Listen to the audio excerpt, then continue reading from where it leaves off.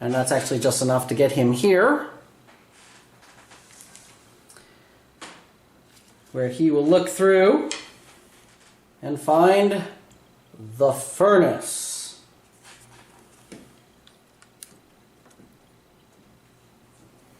Okay, random exploration token. And let's see what we get. One exit and an encounter. So the exit is direction 5, which is immediately to the right. So it looks like we're going around, which is fine.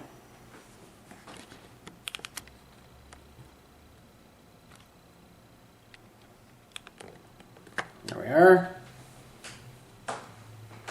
And I'm going to actually pull this off because we won't need it.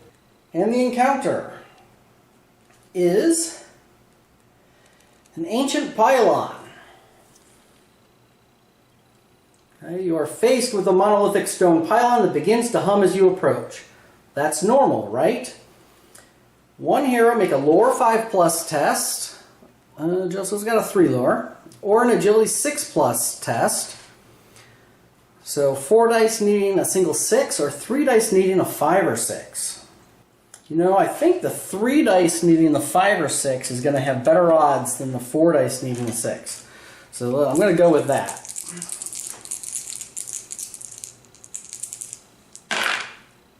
Got it. Excellent. So he's successful. He uses his knowledge of ancient systems. Yeah, because Joseph is known for his knowledge of ancient systems. To get close enough to shut it down. He gets 50 experience points. Okay.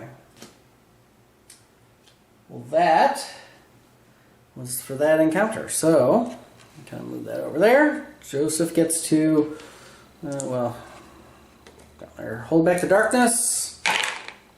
11 is good. And then he will move.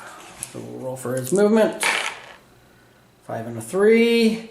Either one's good enough, so we'll go with 3. Doesn't really matter. 2, 3. Pull off this other piece.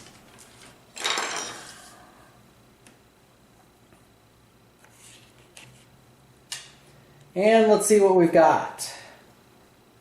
We have a cross passage.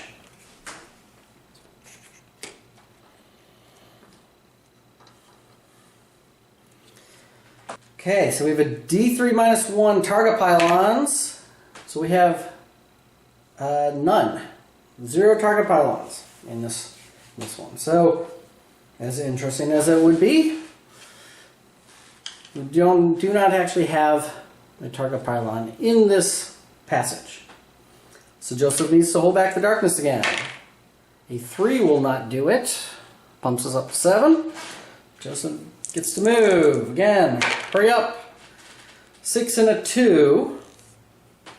So now this is a dangerous choice. If I take the 2, I get another grit, but I do not get to reveal another room.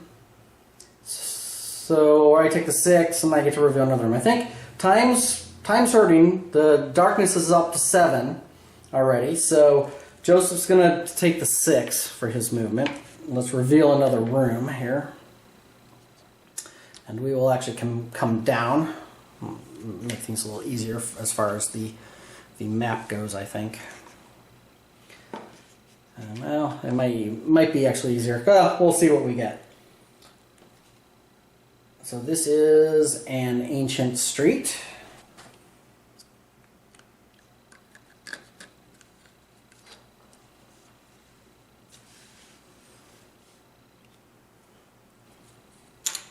Random token. All right, let's see what the token is. 1 exit and 2 encounters. So the exit is direction 2, which is going to be, I think, to the left. Yeah, alright. So he's spiraling downwards. Or upwards, actually. It's Targa Plateau. He's probably going up. He's actually probably going up. There's cliff faces and everything. So he's heading upwards. But he has 2 encounters. So the first one are Ancient Controls. And the second one are Crumbling Ruins. Doesn't really make too much of a difference. Let's do the Crumbling Ruins first. The massive statuary and spires of the ancient city have become weathered and broken over the millennia. At this point, it doesn't take much for them to collapse. All heroes make an agility 4+ test. So here's Joseph, 4 dice for his agility, and he succeeds. For every hero that fails, all heroes will take a d6 hits. For every 6 that a hero rolls, they can collect a Darkstone. So he rolled 1 6, so he gets an extra Darkstone, which I suppose is good, although it may mean corruption at the end of the mission. That was the first one. The second one, Ancient Controls. An Ancient Control panel rises up from the floor here. It is dusty and covered in snow, but some of the buttons are lit up. It may still function. I can choose. I can attempt to use the panel, making a Cunning 6+ test. This Cunning's only 3. To begin pressing buttons. If he's successful, he gains 60 experience and rolls a d6. Doesn't look like anything bad happens if he fails. However, if he succeeds, and then he rolls his d6, on a 1 to 2, he awakens and is attacked by 2 Targa Pylons. 3 through 5, the next time you reveal an exploration token, you can discard it and redraw. And 6, each hero gains an artifact. You know, he could, that exploration token redraw could be huge. Try to get that second clue token. I think it might be worth it. So, and nothing bad happens if he fails, so he's going to make his Cunning test 6+. He fails. So, does not manage to get it working, doesn't know how it works, despite his knowledge of technological artifacts. Alright, so then we hold back the darkness for the start of the next turn. A 9 is good. Then Joseph gets to move. Again, a 2 for a grit or the 5 to explore. I think we'll go for the 5. 1, 2, 3, 4. Let me disconnect that, which we don't really need.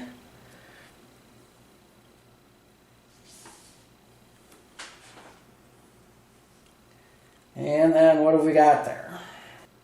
We have a frozen fork.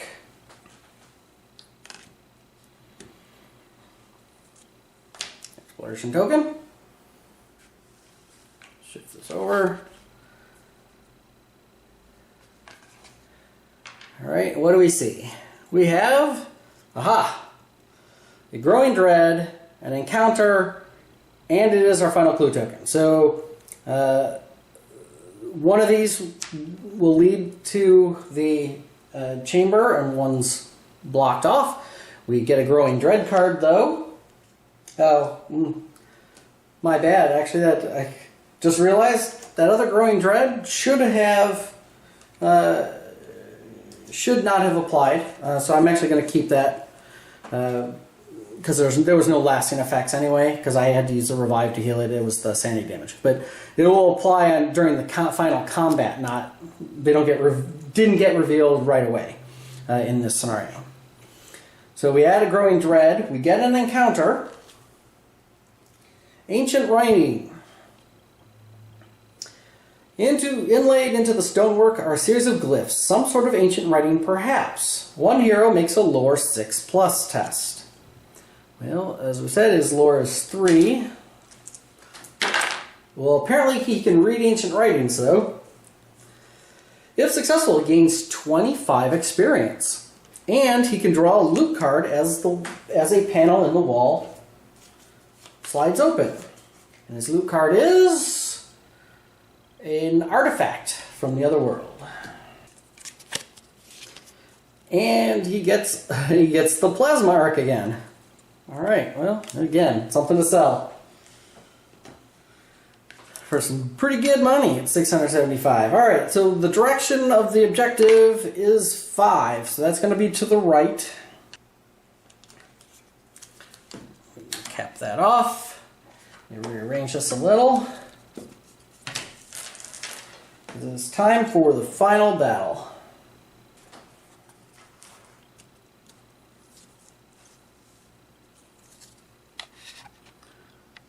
Zoom out a little here. You can kind of see what's going on.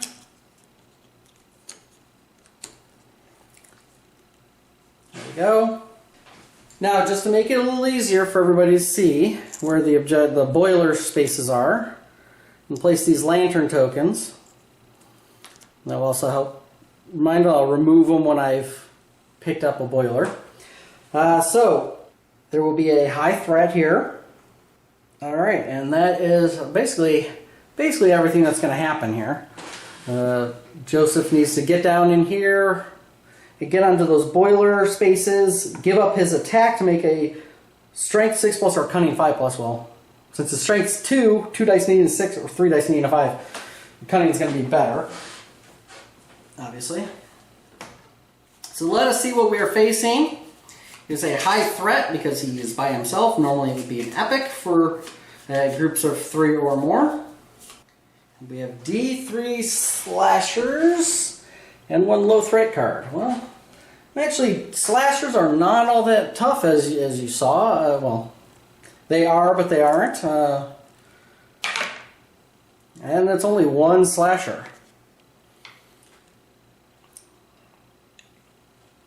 So, but Joseph is not quite as afraid of the slasher. And we get a peril dice of Hungry Dead and a corpse pile. And I did just realize that I don't think at the start of every turn I should be rolling for horror hits, 1 horror hit per turn. I think that was like 3 or 4 turns. So I don't remember exactly. I'll just say it was 4. I'm going to make 4 will saves. Saves 2, so it takes 2 sanity. Alright, and in undead are +1 initiative and +1 combat. However, that's still not going to be enough. And how many undead? Hungry Dead? 3. So the corpse pile goes down first, being initiative 1. So he will actually start, back left. And then the Hungry Dead fill in.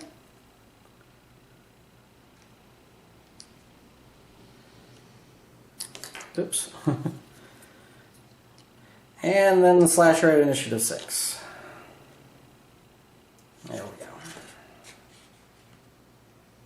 I know it's a little kind of distant here. Joseph's actually a little ways away. But that is the way it goes.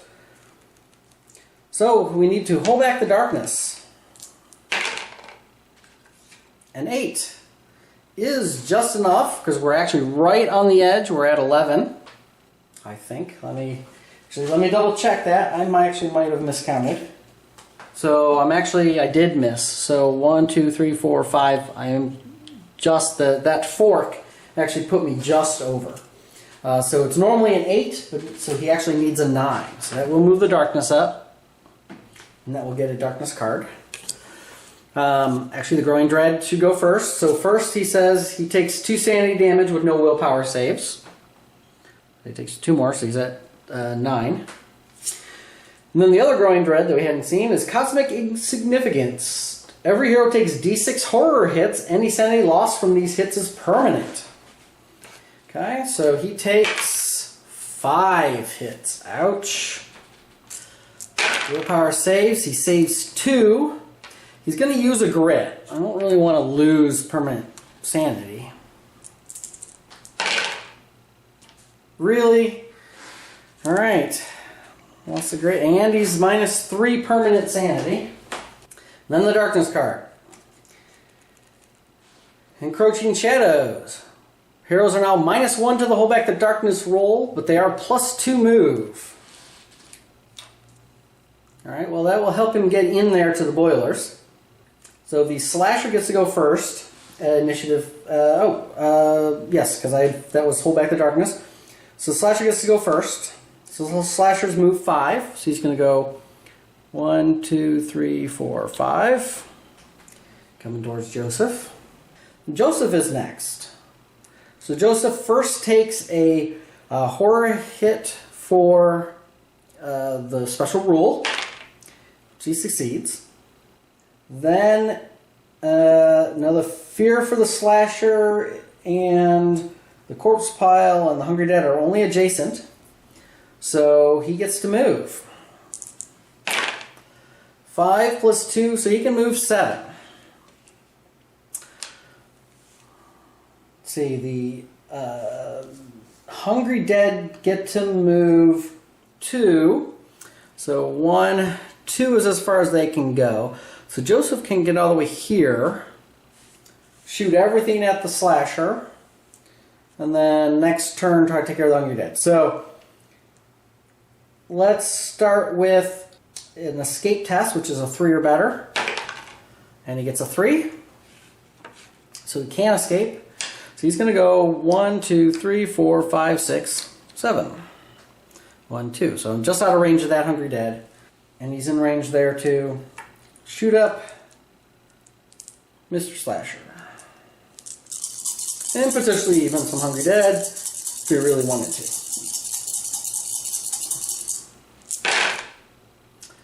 There's, again, pretty average rolling. Gets his free rerolls. Wow, that's awesome.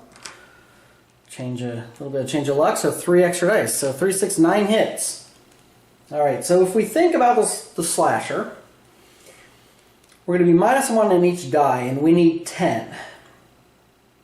Because he's a defense 4. I am a damage +3. So 2 dice might be able to kill him. If I roll 2 6s. So it's each one. So if I roll 3, then I need, I have a better chance if I roll 4. Let's see, 1, 2, 3, 4, 5. I am within 5 of those guys. So let's save out 4. So one for each of them. And that gives me 5 dice to try to kill the slasher. I like that. I can grit this to try to make sure I kill the slasher. Look at that. 4 6s for damage. I don't think I need to grit that. That was a bit overkill. Blam, blam, blam, blam, blam. Wow, that was definitely a big hit. All right. So now let's hit some brutal hungry dead here.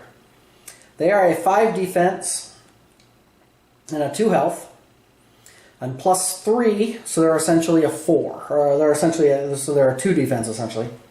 So that's going to be a 2 minus a -2 on the die, needing 2. So I need a 4 or better to kill a hungry dead. A 3 will do 1 wound. Yeah. Okay. So we'll start with this one. 5 will kill it. Oh, and that does remind me, he gets to heal 1, which will heal a sanity. And then he just killed that one. He's going to heal another sanity. All right. Let's hit the corpse pile. I'm actually not too concerned about them. The faster, if I can kill that corpse pile so he doesn't respawn more stuff. So he's got a defense of 3, so I'm -1 on each die. I'm going to roll all 3 on the corpse pile.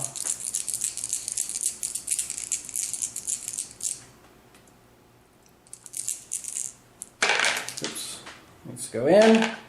I am essentially -1 on each die.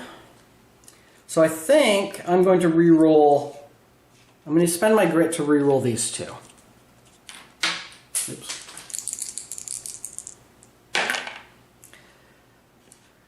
Well, that was even worse. So that only does 3 wounds. Alright, so the hungry dead shamble forward. 1, 2. 1, 2. And then the corpse pile gets another hungry dead. Start of a new round. Holding back the darkness. Double fives. Good news is the depth track doesn't move. Double fives is a terrifying shriek. He takes a d6 horror hits again. Takes 6.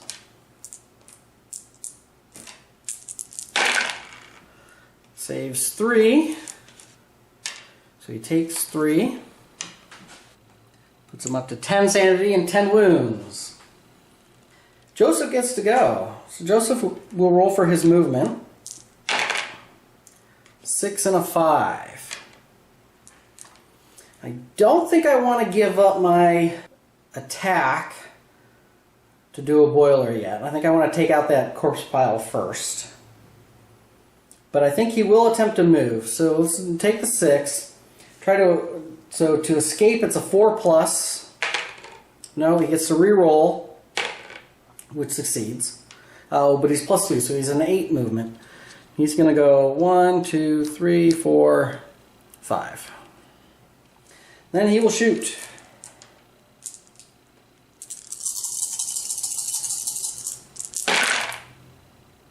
Pretty good. Pretty good. Comes down to the end. He gets his rerolls.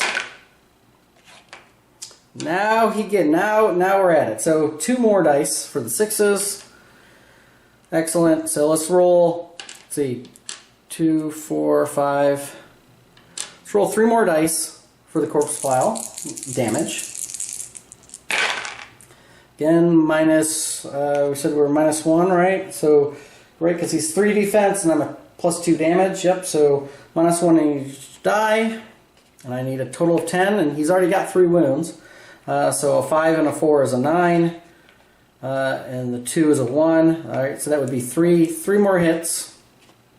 Actually, yeah, because that's 5 wounds. That puts it to 8, and this one will put it over. So that's 3 hits to kill the corpse pile. All right, and then he's got essentially 2 for each hungry dead. And he will use his. Now he'll save his worn eye patch. We'll roll for 2 for him. Actually, I'll roll 1 at a time because I need a 4 or better, and that will save me some dice potentially if I need them. All right, on this person, on that hungry dead. As I say, I was -2, right? So that does nothing. That does nothing. That will kill that one. Keep in mind that's 1, 2, that's 3 kills he gets to heal.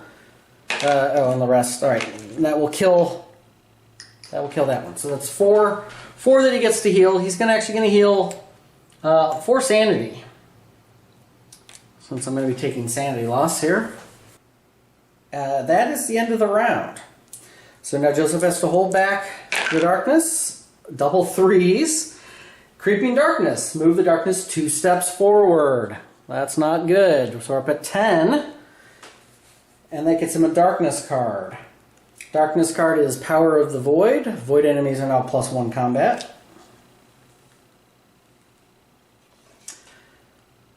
Alright, Joseph will now make the... he's going to use his eye patch to get himself 3 grit. Now he can use his grit to reroll these skill tests to close down these boilers. So the boiler is a cunning 5+ test. He has a 3 cunning, and he gets it. So he knocks 1 down. Sorry, jumped a little ahead. So he takes 1 sanity hit. So he fails. Not quite in that 3rd stage there. And there was something else. Oh, we finished the combat. Jeez, I really did jump ahead. He gets to catch his breath for 1, which he would take a sanity. And he gets a loot card. A little bit of rewind there. But he did, and he has to roll for his movement too. I just kind of jumped ahead to shutting down the boilers. So, and his loot card is another what's this? Draw a gear card though if you're in the other world. His gear card is a tomb chest. Well, he can't carry it, I don't believe. He's got 1, 2, 3, 4, 5, 6, 7 items. Is that right? Could have sworn he had something else. Oh, 8. He already has a tomb chest. And he can only carry 7. He's got a strength of 2. So he has to drop something. And I think this is actually going to be kind of useful, kind of good, in the fact that he has 1 extra Darkstone. I'm going to take the tomb chest. I'm going to drop the plasma arc. Loses me $175, but it will save me from having to make an extra corruption hit. And who knows, I might pick up some more of this. I don't think for a ward can I get Darkstone? No, I could get an artifact. Oh well, it still saves me from 1 corruption hit. I think that's probably going to be worth it. And I'll sell it once I get into town. I think that'll be fine because I'll be using my other 8 for grip, and I'll have room in my current tomb chest. Alright, and sorry about that. That was a little back. And then he has to roll for his movement. A 5 or a 1. He will take the 5. And so that would be the end of his turn, because then he gave up his attack or other action in order to shut down the boiler. So now he has to hold back the darkness. Double 3s again. Creeping darkness, move it 2 steps forward. 1, 2. That's a growing dread card. Every hero immediately gains D6 corruption with no willpower saves. 1. 1 corruption. That was close. Joseph gets to move. Double 1, so he's going to take a wound. He does get a grit, but he's already at his max, so that won't make a difference. And he will go ahead and move here. Then he will attempt to shut down another boiler. 5 plus. He fails. He's going to use a grit. Oops. That's fine. That's enough, though. Shut down number 2. Oh, and, sorry, at the start of his turn, he has to take 2 hits. Is that correct? Yes, he takes 2 horror hits because we're now in that 3rd stage, but he saves them both. Too bad that wasn't my hold back the darkness rule. Speaking of which, it is now hold back the darkness. 3 and 2, not quite double 3s, but we are at 13. That does give another darkness card. So the next darkness card is Cave In. Each hero has to pass an agility 6 plus or take a d6 hits from falling rocks. Falling debris. So he's got an agility of 4. Needs a 6. He does get a 6. So that will prevent him from taking more wounds. He then takes 2 horror hits, which he fails both of them, which is why I healed up my sanity. And then he gets to roll for movement. Ooh, a 2. Oh, we'll take the 2 because that will get his grit back. We'll come here, give up my attack to try to shut down the boiler. Succeeds.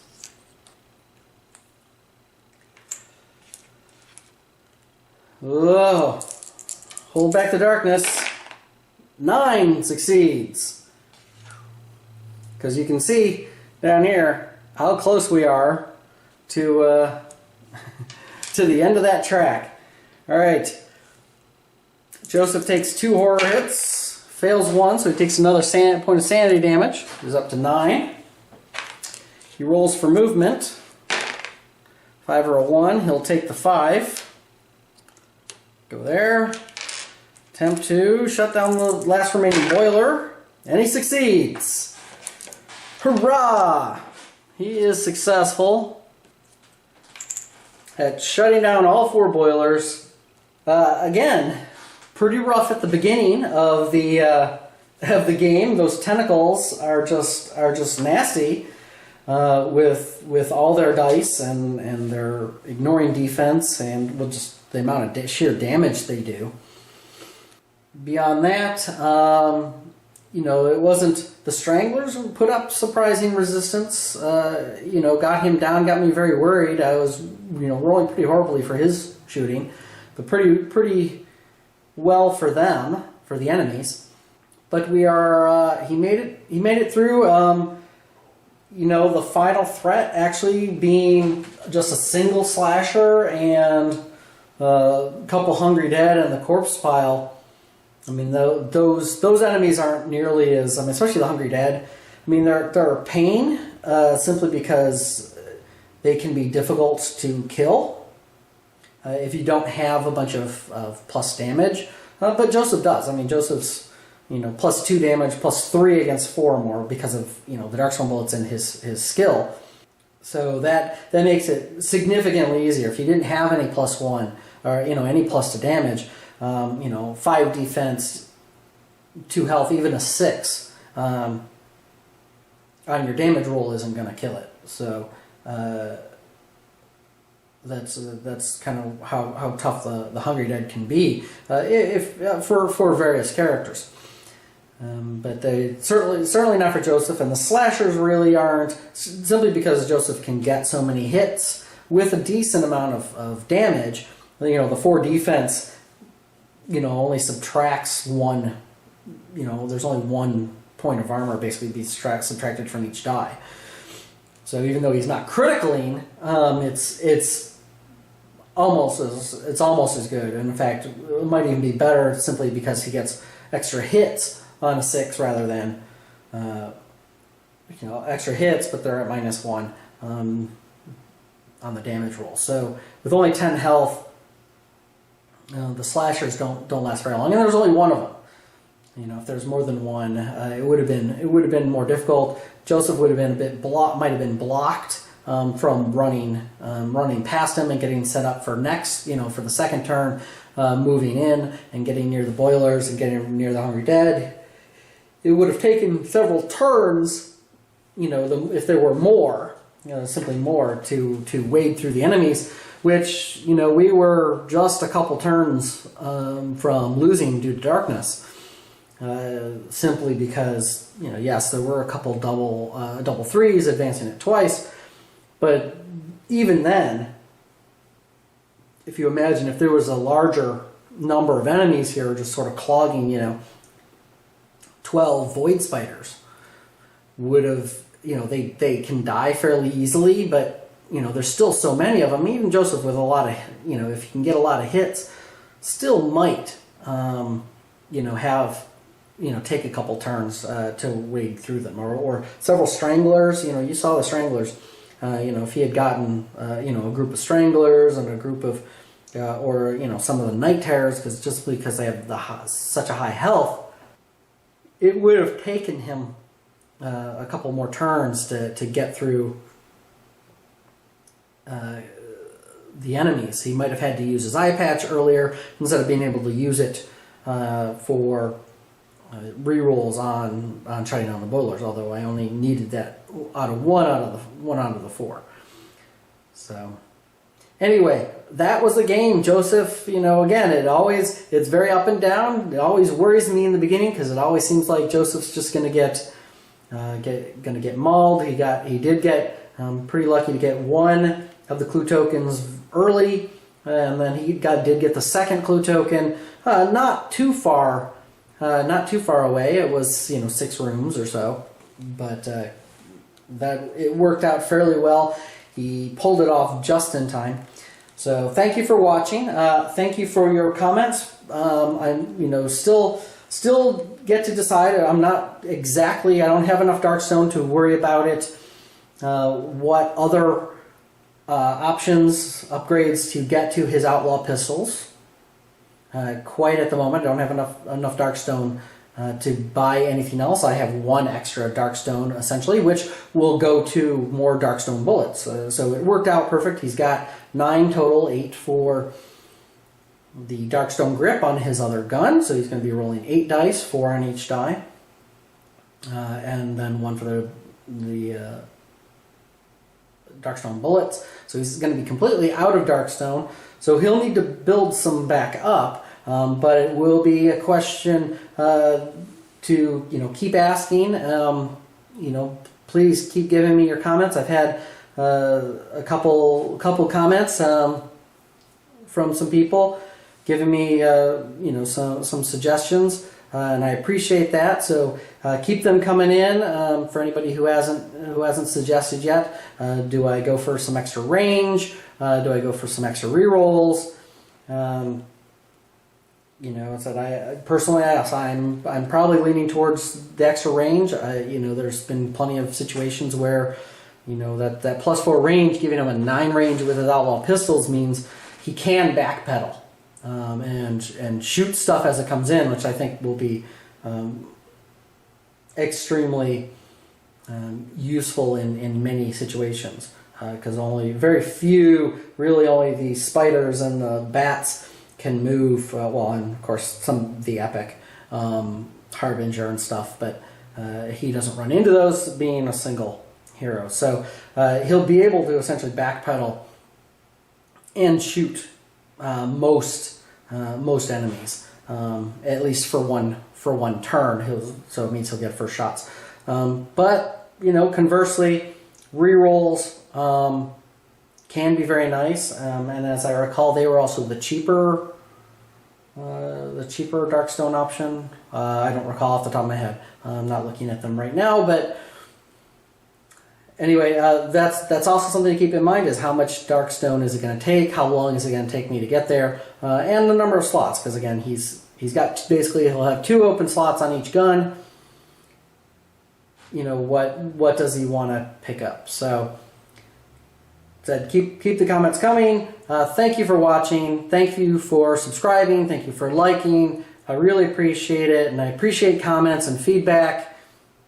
I have a lot of fun. I can only tell you, it's fun solo. It is fun, and it's up and down, and it can be difficult too. If you're playing solo with just one character, it gets easier the more characters you add, because the enemies divide up. But I have just a super amount of fun with my wife and another couple. We play as a group of 4.